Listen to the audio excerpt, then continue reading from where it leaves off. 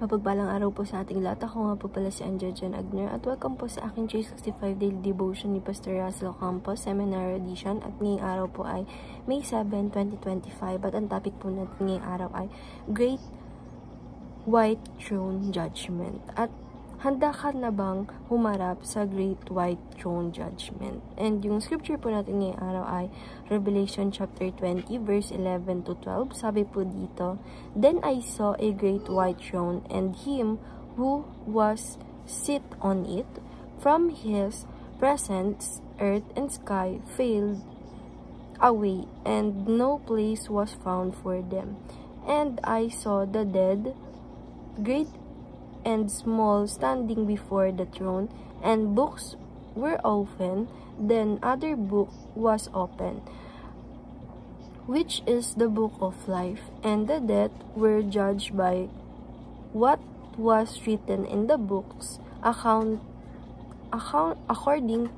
to what they had done." And sa Tagalog po, ang paghihukom. Pagkatapos nito ay nakita ko ang isang malaking tronong puti at ang nakaupo doon. Naglaho ang lupa at langit sa kanyang harapan at hindi na nakita pang muli. Nakita kong nakatayo sa harap ng trono ang mga namatay, maging dakila at hamak, at binuksan ang mga aklat, binuksan ang isa pang aklat, ang aklat ng buhay. Hinutulan ang mga patay ayon sa kanilang ginawa batay sa nakasulat sa aklat. And yung concept po ng Great White Throne Judgment is the Great White Throne Judgment refers to the final judgment described in Revelation 20 chapter 11 to 15. At this judgment, all the dead will be raised and judged according to their deeds. Those whose names are not found in the book of life will be cast into the lake of fire. This sovereign truth reminds us of God's perfect justice and the urgent need for salvation in Christ. And yung teaching number 1 po natin is the Great White Throne is the final judgment. Sabi po dito na yung Great White Throne is ito po yung final judgment na magaganap. Na kahit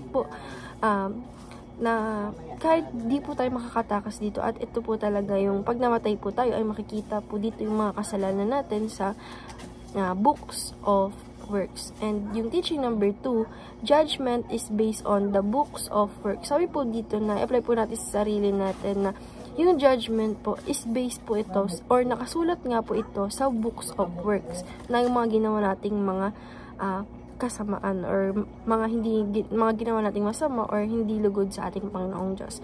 And teaching number 3, salvation is based on the book of life. Sabi naman po dito na yung salvation po, kaligtasan, ay nagbe-base po ito doon sa book of life na makikita. And ito po yung sinasabi din na may isa pa pong binuksan na aklat na ito nga po yung book of life na pag nakalista ka doon, ibig sabihin matatanggap mo yung salvation.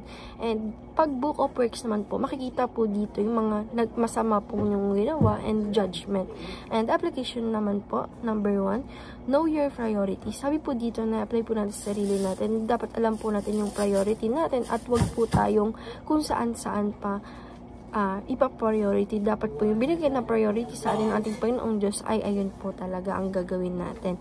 And application number 2, live according to your calling. Sabi naman po dito na apply po natin sa sarili natin na kung saan po tayo tinawag ng ating Panginoong Diyos ay dapat doon po tayo namumuhay at ayun po yung ginagawa natin. And application number 3, prepare your whole family. Sabi po dito na apply po natin sa sarili natin na dapat po ay prepare po tayo, lalong-lalo na po dapat na kung prepare tayo ay dapat ihanda rin po natin ang whole family natin sa ganyang judgment na dapat po sabihin po natin sa kanila na gumawa na sila ng nakakalugod sa ating Panginoong Diyos at tigilan nila yung mga hindi nakakalugod sa ating Panginoong Diyos. And ayun lang po ngayong araw. Maraming salamat. God bless.